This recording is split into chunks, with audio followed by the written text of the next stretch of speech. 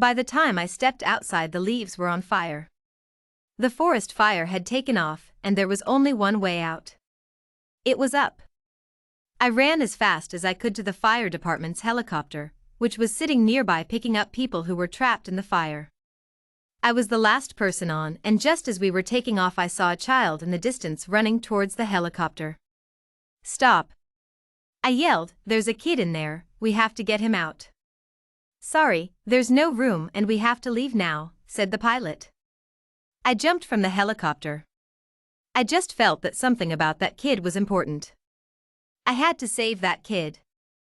I ran through the heat of the flames. As I was running, a tree branch started to crack. I ran as fast as I could and narrowly missed it as it came down.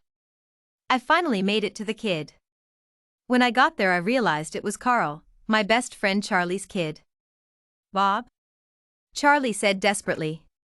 "Yes, it's me," I told him before picking him up over my shoulder and carrying him over to where another helicopter was waiting. When we got on the helicopter, the pilot told us we were lucky to be alive. This was the last helicopter to leave the forest. We were lucky they saw us coming, or we would have gone down in flames. The next day we were both in the hospital. I was well enough and would be released tomorrow, and Carl came to see me. I told him about what happened. "I'm sorry, I should have gotten to him sooner," I told Carl. "I'm just glad you got there when you did. If it weren't for you, Charlie would be dead right now," said Carl. A few minutes later, the nurse walked in and asked for Carl. He went with her and came back about a half hour later. "Good news, Charlie will be all right thanks to you," said Carl. "If he had gotten any more smoke in his lungs, he wouldn't have made it, but now it sounds like he will be back home next week." "That's great," I exclaimed. The nurse came in again. "Charlie is asking for Bob," she said. I understood, and I went to see Carl.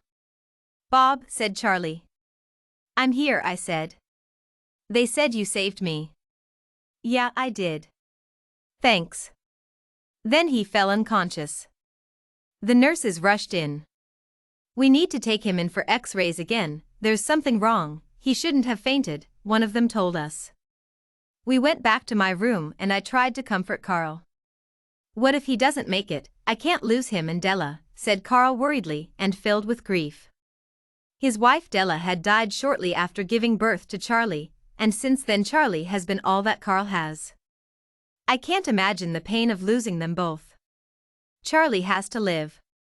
A few hours later, one of the nurses came in. "I'm sorry," she said. That was all it took. Carl started crying uncontrollably in grief for his son. "I'm so sorry," I told him, trying to help him. Over the next few weeks, Carl had to go to a therapist. I couldn't linger on the topic forever, and I needed to get over it, so I started taking pictures. Fall is a great time for pictures because of all the pretty colors, leaves, and pumpkins. It was a good hobby for me to pick up. I started selling my pictures online, and I've been getting a lot of money for them.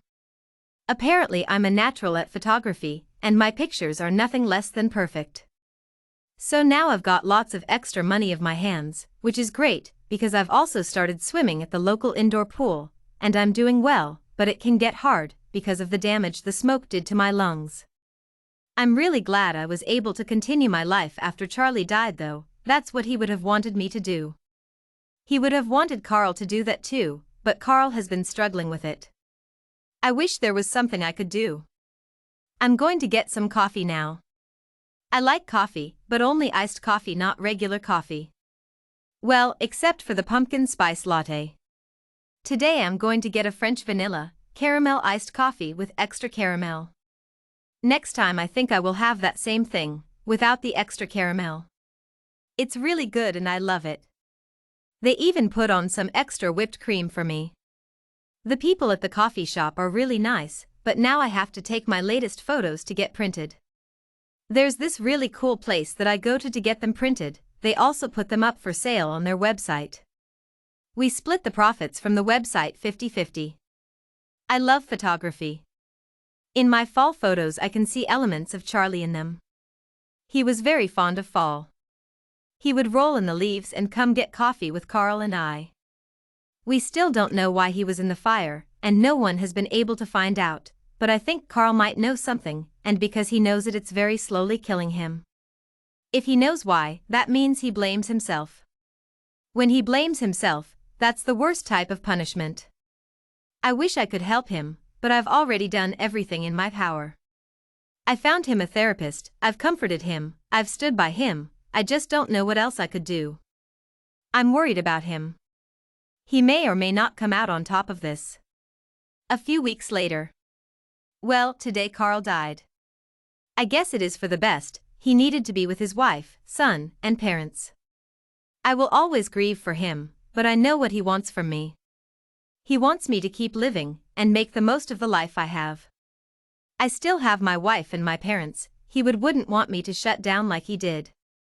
So I guess the next right thing is to keep living, but that can be harder than you think.